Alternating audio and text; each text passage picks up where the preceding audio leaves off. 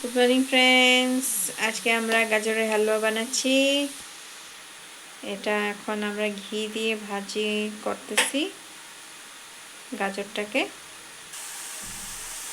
এখানে আমরা এখন গাজর, কিশমিশ, ইলাচি, তেজপাতা দিয়ে এটাকে একটু ভালো করে ভাজা করছি। তারপরে এটার মধ্যে যাবে দুধ আর চিনি। আমরা দুধ দিব, এখানে দুধ দেওয়া হচ্ছে।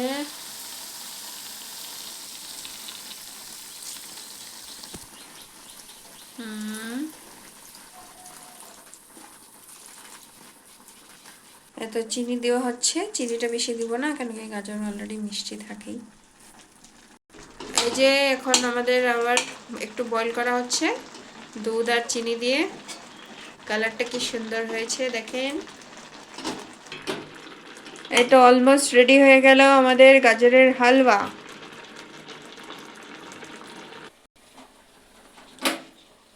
দেখে বন্ধুরা, আমাদের গাজরের হালুয়া রেডি।